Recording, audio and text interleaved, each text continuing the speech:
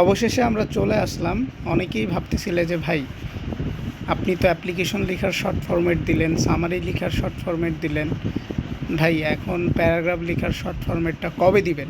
So আজকের এই ভিডিওতে আমরা আলোচনা করব একটি মাত্র প্যারাগ্রাফ শিখে আমরা কিভাবে বা একটা ফরম্যাট শিখে কিভাবে আমরা অনেকগুলো প্যারাগ্রাফ লিখতে পারি। সো এটা লেখার নিয়ম সম্পর্কে আজকে আমরা জানব।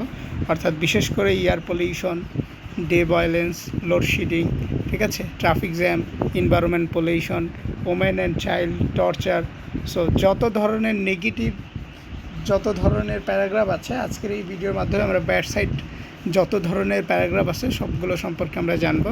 সো আমাদের এটা যদি আমরা ভালো করে পড়ি ইনশাআল্লাহ আমাদের আর কোনো সমস্যা থাকবে না। সো বিশেষ করে তোমরা যদি একটু মাথায় রাখো যে এই প্যারাগ্রাফগুলো, অর্থাৎ এই প্যারাগ্রাফ ছাড়াও ব্যাড সাইডের যত প্যারাগ্রাফ আছে, অর্থাৎ যেগুলো ইফেক্ট বা কজ রিলেটেড প্যারাগ্রাফ আছে, সব ধরনের প্যারাগ্রাফগুলো তুমি লিখতে পারবে এই ফরম্যাটটা ব্যবহার করে। সো আমরা তাহলে শুরু করছি যে কিভাবে লিখতে হবে। সো প্রথম যে লাইনটা আমি যদি তোমাকে একটু শেয়ার করি সেটা হচ্ছে ড্যাশ লেখা, তারপর হচ্ছে is a now a dangerous and harmful problem, it is one of the greatest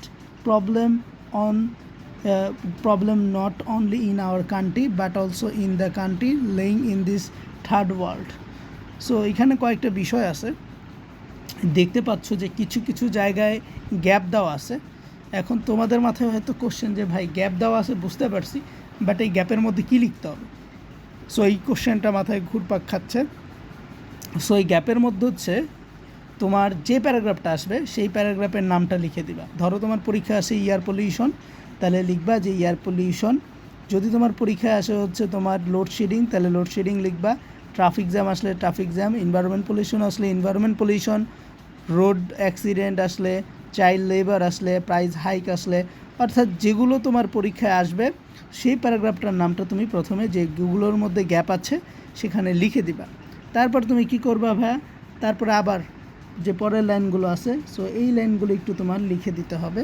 so এই লাইনগুলো লিখে দিলে আশা করা যায় যে তুমি একটা প্যারাগ্রাফ লিখলে মোটামুটি ভালো একটা নম্বর ক্যারি করতে পারবে। সো যারা যারা প্যারাগ্রাফ নিয়ে দুশ্চিন্তায় আসো, মাথা মধ্যে একদম পুরো চিন্তায় শেষ হয়ে আসো, সো তোমরা চাইলেই কী করতে পারো, এই প্যারাগ্রাফটা মুখস্থ করে ফেলতে পারো এবং এই প্যারাগ্রাফটা পড়লে তোমার যেই প্যারাগ্রাফই আসুক তুমি সেই প্যারাগ্রাফটাই লিখতে পারবা। এবং আমি আশা করছি যে তোমরা সবাই হচ্ছে এইটা পড়ে ফেলবা। এবং তোমরা যারা আমাদের নিয়মিত ক্লাস করতে চাও বা ফ্রি ক্লাস করতে চাও, তোমরা আমাদের ইউটিউব চ্যানেল এবং ফেসবুক পেজে যাবা। সো ওইখানে দেখবা যে আসলে কী পড়ো। এবং তোমরা যারা যারা টেনশনে আসো যে ভাই আমি এতদিন ধরে কিচ্ছু পড়ি নাই, সো যেহেতু আমার পরীক্ষা 25-এর ব্যাচের আমি শিক্ষার্থী, পরীক্ষা আমার যেহেতু, সো এখন আমি কীভাবে কী করব বুঝতে পারছি না। সো আপনাদের কোনো পরামর্শ থাকলে দিতে পারেন। অবশ্যই তোমরা আমাদের হোয়াটসঅ্যাপে নক করলে ইনশাল্লাহ আমরা তোমাকে পিডিএফগুলো দিয়ে দেব এবং তোমাকে আমরা যথাযথ সাহায্য করার চেষ্টা করবো ইনশাল্লাহ। সো ভালো থাকো, সুস্থ থাকো, আসসালামু আলাইকুম।